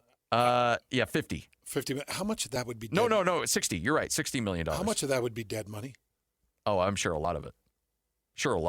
I'm sure there's probably 3 or 4 coaches that they fired that they're paying. I mean, the Raiders may be able to handle that kind of dead money, but Rutgers, no. Not Rutgers. Not Rutgers. Was that a shot, Lloyd? Yeah, that was. Yeah. So now what you've done is you've opened up Lloyd. And that's okay. That's okay. Expect some shots to the ribs. I had some fun with my headline writing yesterday, so it was good. Well, you also eliminated the best headline from yesterday. Wait, you pulled out of it. Huh. Yeah. Broncos are feeling pretty stiddy about the. You're pretty proud of yourself on that one. Yeah, huh? I am. Yeah, that's all right. They earned it. All right, Hans and Scotty, there you go. Good, the bad, the ugly. A little whole world news coming up next right here on The Zone. Go! It's time to span the globe for the hard-hitting news you care about. Well, not really. But hey, at least we found it interesting. This is Whole World News on 97.5, the KSL Sports Zone. We've got the whole world in our hands. You got the whole world in our hands. We've got the whole world in our hands. We've got the whole world in our hands. We got the whole world in our hands. You got you and me, brother, in our hands. You've got you and me, sister, in our hands. You got Hans and Scotty, 97.5, the KSL Sports Zone. Time for another edition of Whole World News. All right, so this is actually somewhat sports related. You're a NFL historian. I did not know this. Like, we all remember Mike Ditka wearing this sweater vest during the Super Bowl season of 1985. Well, when I say this sweater vest, he only had one. You would have thought that there would be many in the rotation. Hundreds. Like back in the day when, I was packing a few more and you found a shirt that fit, I'd buy like 6 of them because I'm like, all right, I found something. I like it. I'm going to put it in the rotation. He only had one sweater vest for the entire season. And it's iconic. And it is iconic. We all know it. You think Mike Ditka, 85 sweater vest, you know exactly what I'm talking about. Blue with the red stripes before or above and below where it says Bears. Block letter. There's no Nike logo. There's nothing else. Just classic Bears. Just a classic sweater vest. Well, it is up for auction. That sweater vest that he wore throughout the season. Is Mikey putting it up? Or? I don't think he had. I think he sold it off to somebody. And Darren Rovell got his hands on it somehow. And I know, right? And Darren's selling it? I think Darren's selling it. Now, Ditka at the time was 6'3", weighed 255 pounds. The sweater is XX, XXL, and it is on auction. You want to take a guess? Where the current, there's been 26 bids. I'm going to tell you what I'd pay for it. It's been on the market for 11 days. And I do not know how long it's going to go. It's going to end in 11 days. I'll tell you what I'd pay for it, and then I'll tell you what I think it's worth. Okay. I would personally pay, I would go all the way up to probably $12,000 for it. Really? Yeah. Wow. Yeah, I think it's that iconic. It is iconic. Of a piece of NFL memorabilia. It does have the letter of authenticity. It also has a picture of him. Don't show me the price. Oh, the picture of him signed, a signed picture of him being carried off the field, wearing that sweater. I think I would pay $12,000. My guess is $48,000. The current bid, after 26 bids, 11 days left to go, sits at $82,000 even. Half of what it was. No, I mean, honestly, like this is one where if you would have told me it was at $25,000 or if it was at $300,000, I'd be like, yeah, okay, I buy it. Like this is a tough one for me to wrap my brain around. Well, it was just post-COVID, like 2021, sports memorabilia got really stupid. That Jordan documentary made things get nuts. It got really stupid. And the documentary and Kobe Bryant dying. Yes, correct. That the sports memorabilia world lost their collective minds. I think that there's a lot of people that are just buried in a couple of pieces of memorabilia that they'll never. No.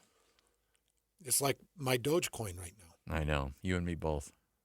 Rest in peace, Doge. Who would have thought buying 650,000 Dogecoin, and by the way, if you do the math on Dogecoin, I bought it at 12 cents, would have been such a horrible investment. Yeah. I mean, when it got up to like 45 cents, we're thinking, hey, man, cha-ching, cha-ching, cha-ching. And then to the moon. It got up to 45 cents, and I'm like, to the moon. And then it went to the basement. Yeah, it is. It's, honestly, and I wish that it was an actual coin, so at least I could throw it at people. Yeah. I don't even have anything to throw. It's just an invisible nothing. I know. I was took. I was sold a bill of goods that just nobody can step up for. Man, I have so much. Like I go through this, and I'll go through the old Robin Hood. I'll be like, "What were you thinking? What were you thinking?" I'm like, "Oh, it was all the rage. Let's go." Yeah. What can you even do with it now? Jack and squat is what we can do with it now. All right, Hans and Scotty. Bill Armstrong joins us next right here on The Zone. It's time to hear from the general manager of the Utah Mammoth, Bill Armstrong, on your exclusive home of the Utah Mammoth, 97.5 The KSL Sports Zone. Time to catch up with one of our favorites, Bill Armstrong, general manager of the Utah Mammoth. Bill, how are you? I'm doing great. How are you guys doing? Oh, man. Well, That was a tough one last night. We were doing great on this 9-game non-loss streak. On the heater, yeah. The 9-game non-loss streak was as good as anything we've seen in the 2 years that Utah Hockey Club / Utah Mammoth have been here. That had to have been a fun ride. It was a fun ride, and I'm a better human when we win. So the flowers are out. The mountains look great. The blue sky's a little bit bluer. Food tastes a little bit better. Yeah. Yeah, no, it's all that. And it also, it's good to see your coaches and your players and, the organization have that success that, that's capable of. And it's, we've had a little bit early on when we had the streak coming out, getting off to a real good start. And then obviously we had a hell of a home stand. And, it's great for the group. Now we're in the trenches right now. We're battling right now. We're 500 on the road. We beat Nashville, and then when we lost a close one to Tampa, probably the best team that we've played in the National Hockey League, and it was a punch in the face competition. And I think there's some confidence to gain from that game. I think for us, it's you play at that pace against a team at that caliber, and you're hanging and you're giving it to them a little bit. It sends a good wave of confidence to your group. Hey, Bill, I know he's not on your roster, but I am curious just because watching him is kind of poetry. Tell me what makes Andrei Vasilevsky so good. Well, last night he put on a show. He knew where it was going before I think the guy that released it off his stick did. He was on top of his game. He's so big, he's so athletic, and he has a natural feel for the game. He doesn't give you much. He doesn't leave too many rebounds out there. He's pretty good, and I think there's different ways to play him. I think if we play him in a 7-game series, we'll figure him out. I think he got the best of us last night, but I do think there's room for us to improve, and hopefully we see those guys in the playoffs. But he is a dynamic goaltender, and he's a Vezina candidate this year, and he'd have a good chance to win it. So he's one of the best goaltenders in the National Hockey League. So good. I don't want to get on your bad side by asking this question, but because I know you're not like moral victory kind of guy, but you did allude to, like, you guys fought like crazy and you give up a couple of power play goals. Like, not every loss is created equal. The way you came out of that game, you still had to feel really good about your squad. Well, you do, because just the pace, the speed of that game going back and forth against a well-coached team with Tampa Bay and some players that have won championships there before. It was just a battle back and forth, and we did a lot of good things. Keller had a nice breakaway at the end, couldn't bury it. We had some opportunities on the power play, couldn't bury it. We were right there. But it's also knocks us down a notch and gets us back focused on improving and getting better and knowing, hey, we're not the top dogs, but there's another ladder to climb. There's a higher level we need to get to when you play the big boys, and we're not there yet.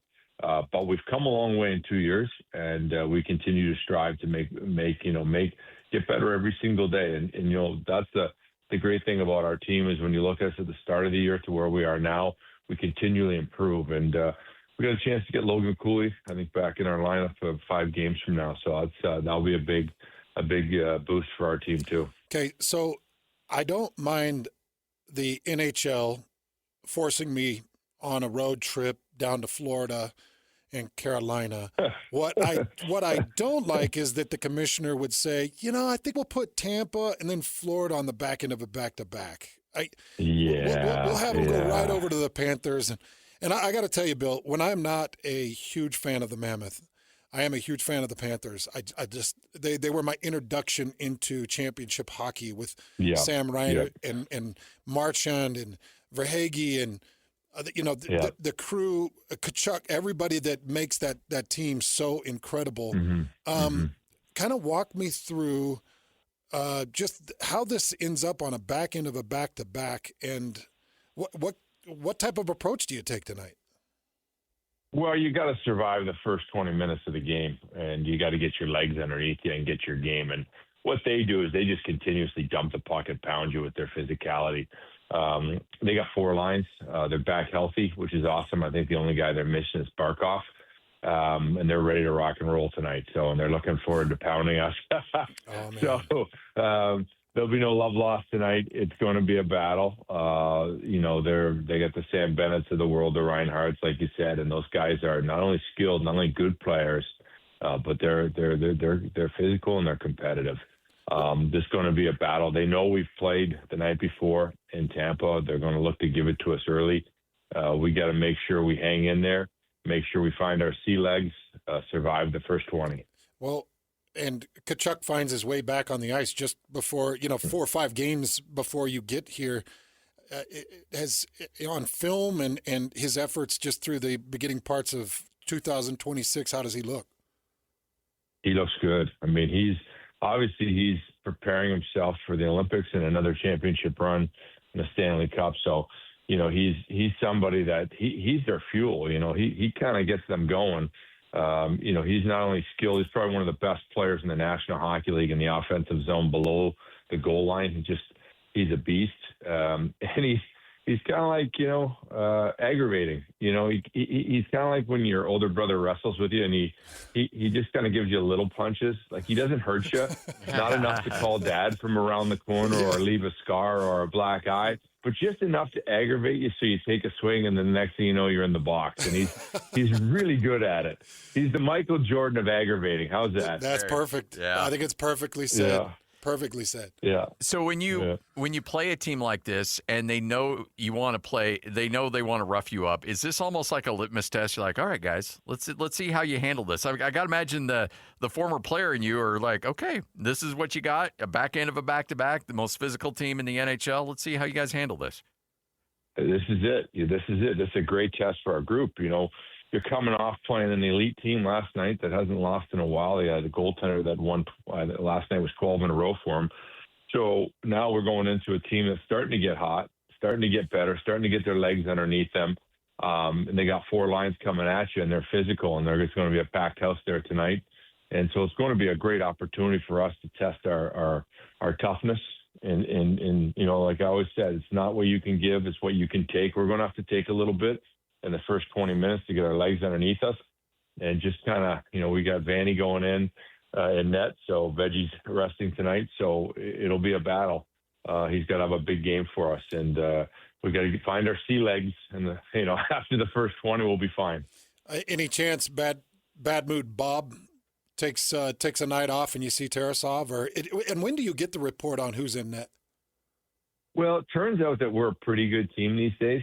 And they don't really we don't get anybody's backup anymore. I don't know if you've noticed that, but yeah, they don't come in and have a rookie party in your town and a big dinner and a few extra wines and throw the backup your way. They've caught on to us. So we usually get the big boys, unfortunately, it's certainly that way these days that, Tampa, they were ready for us and Florida will be well prepared tonight for us too, and we will get the big guy. Bob will be in net. I love it. So you probably, when you see the second stringer go in and some other guys not on the ice, you're like, wait a minute, they don't think we're very good right now. That's usually the way I took it, anyways. But whether they meant it or not. Nowadays we're not sneaking up on anybody, gentlemen. They're ready for us. So going back to that homestand, and you have another big homestand coming up here. You get 13 out of 14 points. Obviously, that's critical to the success of your team. But you've also set the bar. That's kind of what people going to the Delta Center are now expecting. How do you replicate what you did on that past, homestand to this upcoming one? Because you got some big games that are going to really affect the standings. Yeah. But that's a great thing. I think last year we came in to Utah and Salt Lake and said, hey, we want to play meaningful games. We want to be in the hunt. I think it's kind of changed this year where, hey, we want to play meaningful games, but we want to win those games. And that pressure that we've had since game one is building now, and we're we've improved and we're in the hunt. So it's even better. There's no pressure, there's no diamonds, boys. That's the way it is. So you got to go through a little bit of pressure and expectations of what your team's capable. I think that's a good thing. And so when we show up to rinks, people know they're in for a battle when they play us. We're a good NHL team, and we got a chance to get in. So those are the expectations that people arrive with at the Delta Center. That's a good thing. they expect to see a good Mammoth team that's going to come out and beat anybody in the NHL on any given night. I got to tell you, Bill, I think Sean Dursey is my spirit animal. Oh, yes. I think he's my spirit animal. And I played football the way he plays hockey. And so there's a video that went out on Sean, and it just shows his pure intensity. And it made me curious. Mm-hmm. I threw this question in to ask you, when you are standing or sitting in the penalty box, how much can you hear maybe the guy that you just threw fists with, or the guy that just high sticked, or whatever it is? How much can you hear, and how much do you jaw jack back and forth?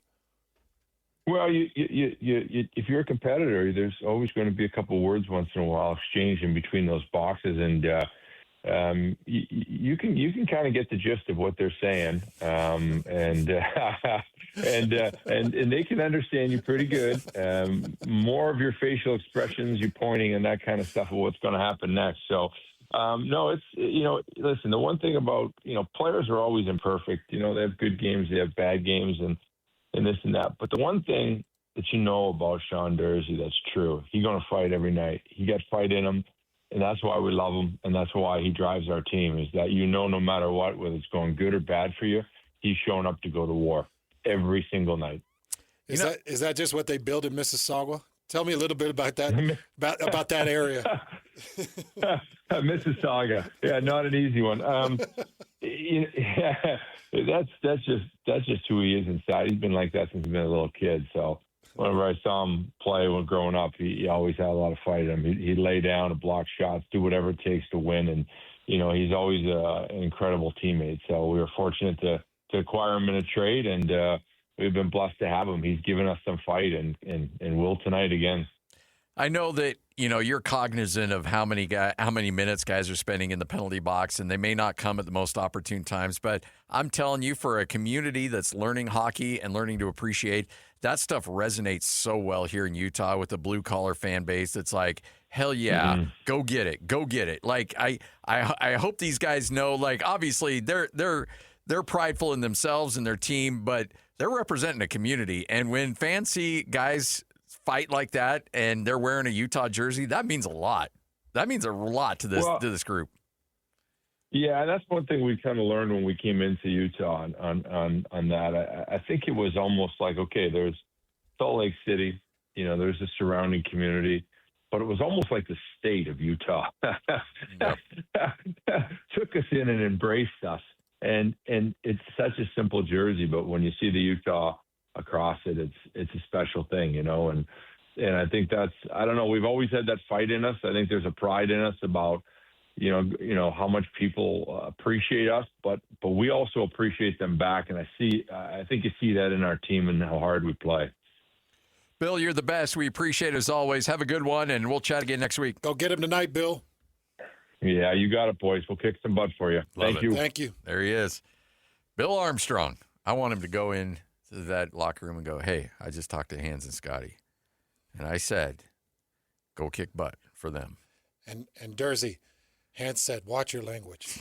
Oh, dude, I wanted to buy 10 Dursey jerseys after watching that. It was so good. Like, I want my kid wearing that jersey. He had literally lost complete connection with any surrounding or any reality. Yeah. I feel like if there weren't 5 panes of plexiglass between him and the other box, he would have screamed right through him. Like, he was that bad. And the lip reading, just put that to the side. Don't worry about that. I want to talk to Bettman. How do you do this?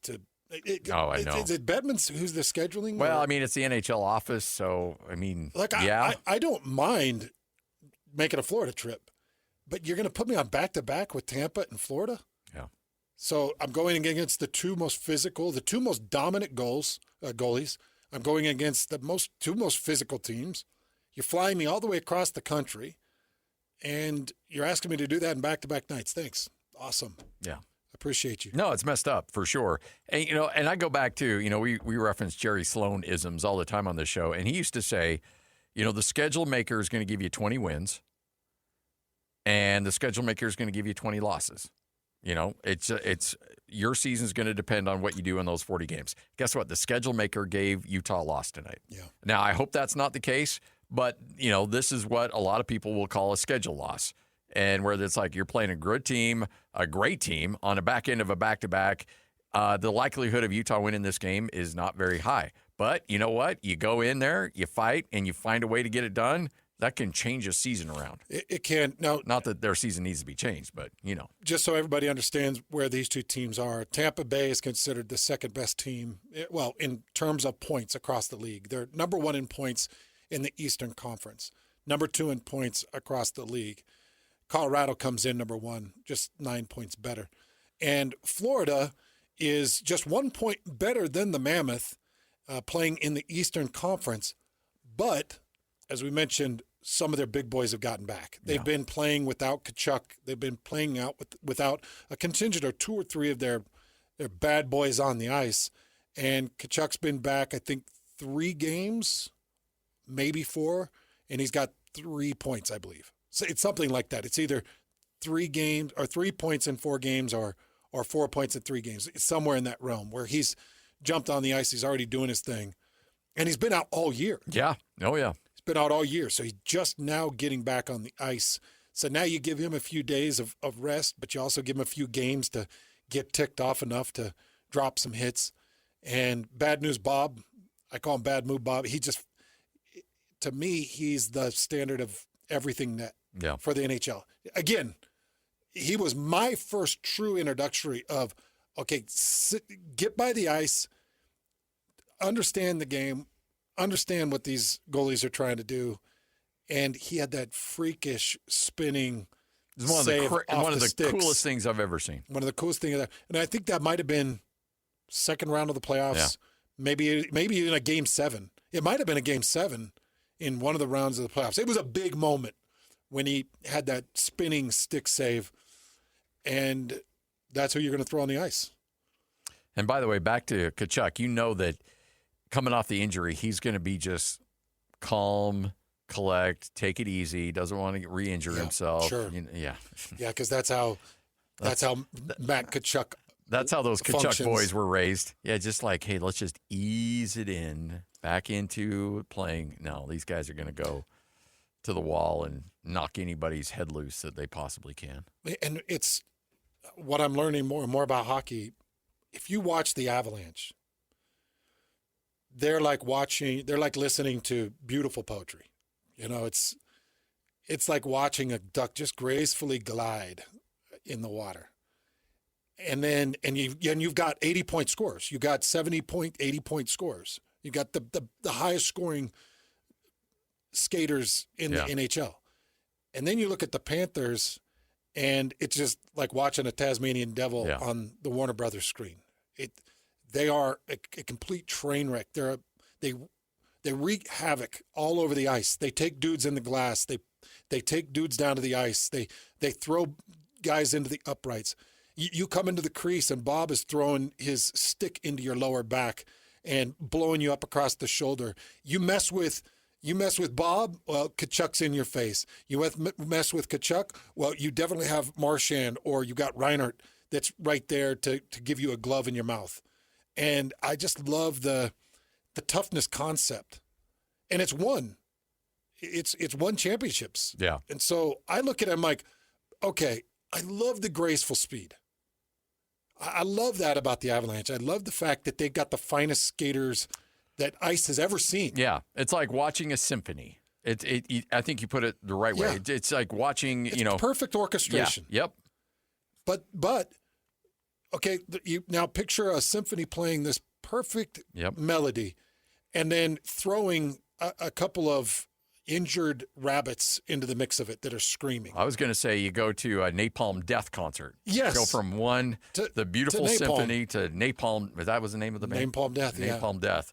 And hearing like death metal. Yeah. Opening Lamb of God. There you go. Yeah. And Napalm Death, the headliner. And it's like, for me, it's a fun style, and it's proven that it's championship worthy. And this is the way I look at the Mammoth right now. I look at the Mammoth as almost a pretty decent mix of the two. Now, not as good a skater as Avalanche, but when Logan Cooley's back. 5 games, by the way. Yeah. You hear that? No. He said he anticipates 5 more? 5 more games before Cooley's back on the ice. But when Cooley's back on the ice, Cooley's just that beautiful fluid skater. There's 3 or 4 guys on the Mammoth ice that I would say are beautiful. Nothing like the Avalanche, but beautiful ski. Yeah. And then they've got 4 or 5 guys on the ice that are kind of Florida Panther mentality. So it almost feels like they're efforting a mix of chaos, but a little bit of grace. It's not Avalanche all grace, Florida all chaos. It's like a little bit of mix of both. And to me, I'm wondering as I'm kind of watching the NHL and understanding how it functions, I wonder if a mix works or if you got to go all in on one or the other. Like the Golden State Warriors went all in on 3-point shooting. Yes. Bring in Clay Matthews. Green can rotate to the corner. Steph can hit from anywhere. They even had some bigs that would stretch, including Green, just to throw a very specific brand of basketball. They at no point where they're going to say, let's fight. Yeah. Let's brawl. Everything at the rim.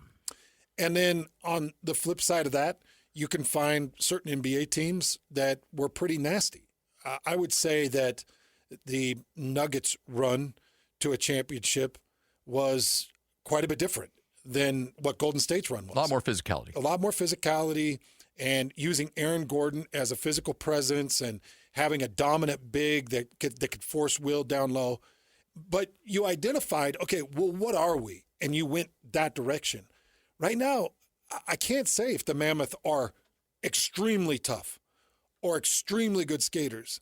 I just say the Mammoth are kind of a unique mix of both. And let me see. Can it work? Can that extreme mix of both work? Because, okay, I'll take Oklahoma City Thunder, for example. Oklahoma City Thunder, maybe they are a little bit of a mix. I think they are. Where they've got a Chet Holmgren that's a bit of a mix-up. Now, he's long and slender, but he's a bit of a mix-up. And they've got a superstar that can hit from anywhere. But I think that they're a little bit more of a Lightning and Thunder than even Denver or Golden State on the Lightning side. Probably a little closer to Denver than Golden State, but yeah, I'd say in the middle. But in the middle. Way. Yeah. So maybe that can be the Mammoth, where they add a beautiful piece and somebody surfaces as the Shai Gilgeous-Alexander. Somebody all of a sudden becomes that, whether it's Cooley or Kelly or whoever it is that is the go-to, hand it off to him, take the reins, full ownership. Oh, and by the way, we've got this mix of greatness around him, and we've got an in-net presence. Like Veggie has to become like Bad Mood Bob. He's got to break through this ceiling and become the freak goalie that we need him to be. Because I think he's got the makings, but there's a different element to the greats in goaltending that I'm finding. And I know Veggie's big. I know he's aggressive. We've seen it. But there's this weird edge that the best goalies have that I've watched that I'm like, I want to see that from Veggie. Come out of the crease and just throw a stick on the lower back and leave a dude in a pile of skin and paint on the ice. And then have everybody say, oh, man, every time I skate anywhere close to that paint in front of Veggie, I'm asking for a deep bruise. Yeah. I'm going to peel off this jersey, and I'm going to be just covered in bruises. Yeah, some type of deep, horrible contusion. But I was talking about Vasilevsky, the Tampa Bay goalie with Bill. The reason I'm talking about him is because he leads the league in pretty much every tending category. And he's really, I'm trying to think of the best word. He's really, it's not temperamental. He just plays like he hates you. Yeah. He plays angry. He plays angry. So. I love a tender that just has no regard. Like, how dare you be in my crease? How dare you be close to me? So let's see. Vasilevsky, he's second in save percent. He is first in, he's first in attempt to goal. And he is top 10 in attempt saves. So he's across the board. This guy is just owning, real deal. He's owning the NHL. All right, Hans and Scotty, we'll spin the wheel. A little sports roulette coming up next right here on The Zone. The wheel is loaded, and it's time to talk some sports. This is Sports Roulette with Hans and Scotty on 97.5, the KSL Sports Zone. Time for another edition of Sports Roulette. Take some of the big headlines, put it on a roulette wheel, we spin that little white ball. Lloyd will then tell us what we're going to talk about. Before we do that, though, let's hand out some more tickets. It's a Jazz Ticket Tuesday right here on The Zone. It's Jazz Ticket Tuesday, and your chance to win tickets is right now. Call this number now. Call this number now. Be caller number 12 at 801-575-ZONE. 801-575-ZONE. And you'll be on your way to Delta Center to see the Utah Jazz. He fires the three. Hey, hands, don't do me like that. This is 97.5, the KSL Sports Zone. All right, you know the drill, 801-575-ZONE. That's 801-575-ZONE. If you are caller number 12, you will win tickets to see the Jazz and the Brooklyn Nets coming up on Friday at Delta Center. Game starts at 7:30. If you unable to win tickets, go to UtahJazz.com. Get those tickets and enjoy some Jazz basketball. All right, Lloyd, fire up that wheel.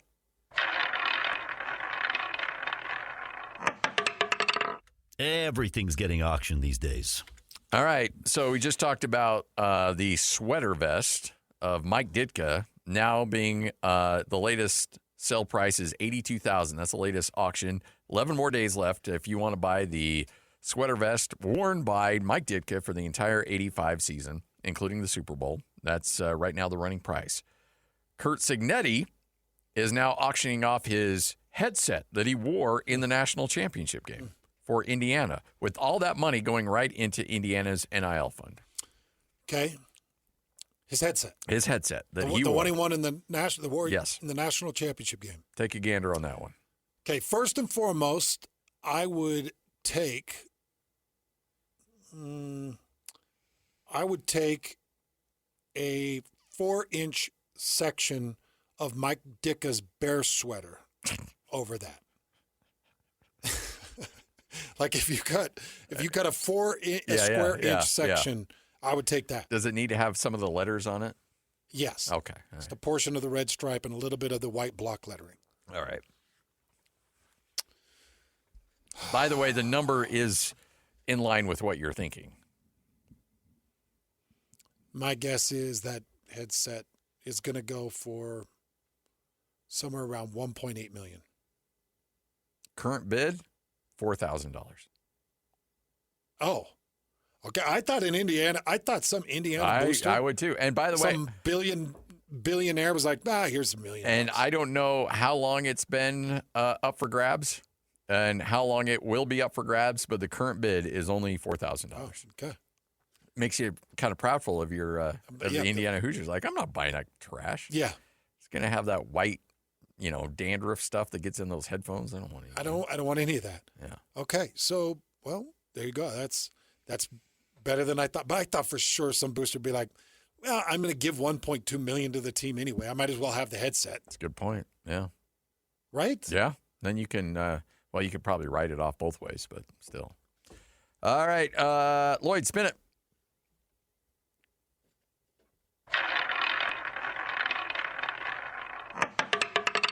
Taking his talents to South Beach. Well, it is now, it is cleared for Darian Mensah, the quarterback for Duke, who at the very last second entered the transfer portal after signing a 2-year, multi-million-dollar contract to stay with Duke.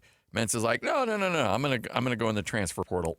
Duke said, no, you signed, and we are going to need that whole lot of money in that buyout. Well, some money must have exchanged hands, because Mensah and Duke have now agreed to a settlement of their dispute, and now he will be on his way to go to the University of Miami and be the quarterback there. So I don't know how this settlement took place. I would be very fascinated to know exactly how much money had to go from either Mensa or his agents back to Duke to let him out of this contract and say, okay, yeah, we're good here. We'll settle this. But I'm sure there's a lot of NDAs and a lot of things involved. But Duke has come back off this and said, all right, you want to go? You can go. I understand why there's a big fuss.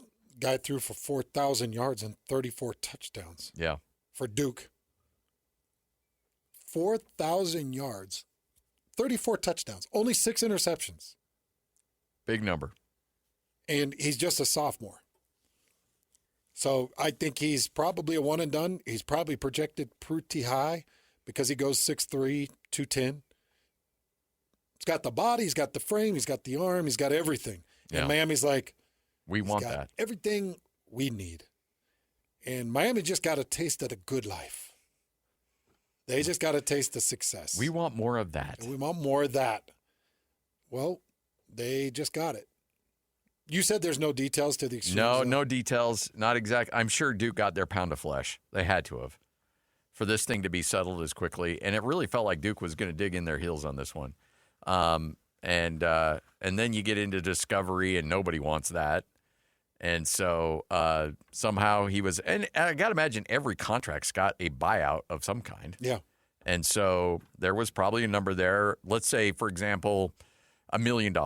And they're like, all right, look, will you let him out if we give you 800? Yeah, fine.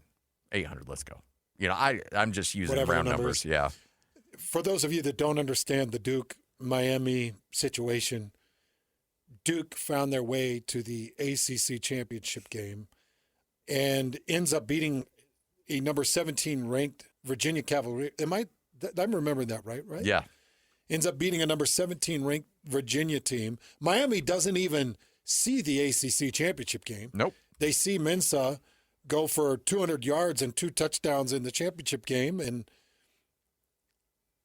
it's an easy acquisition for them. Miami did not see Duke in the regular season. So Miami never got to play or see Duke, but they did watch Mensa do his thing. And the whole reason Duke was able to make that run, they beat Clemson, they beat UNC, they beat Wake, they beat Syracuse and North Carolina State, who was a pretty good team, and got themselves to that championship game.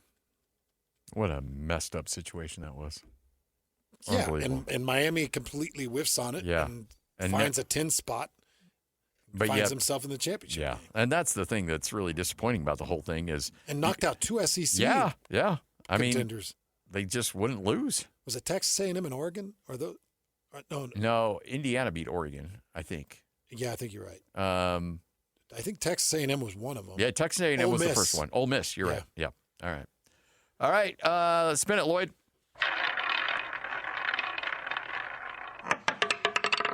Will he stay or will he go now?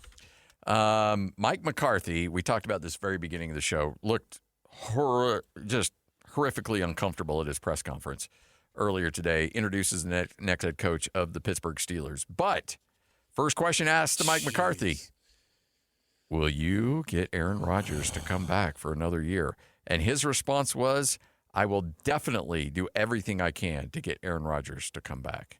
Did the Steelers actually hire a coach based on keeping a 43-year-old washed-up quarterback? I can't imagine a proud franchise like the Steelers would stoop so low to be like, Aaron, what do you want? I want Mike McCarthy. Okay, we'll go get him.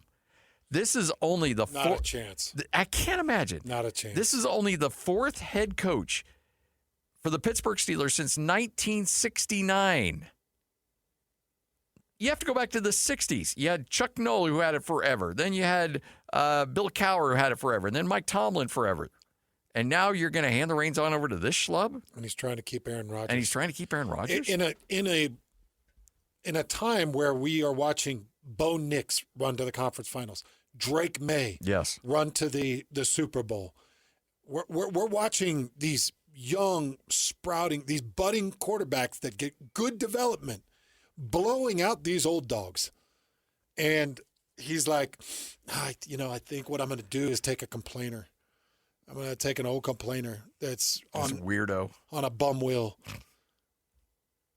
If that's the Steelers' plan, going backfire. Steelers fans will melt down. They're already losing their mind over this hire. They're already beyond ticked off about this. Wasn't it Mike McCarthy that went on the basketball court? Knock it off. Chided the officials. I don't think it was even his kid. It was like his stepkid. Which, it's his kid. Wow, you can hear Lloyd in the background.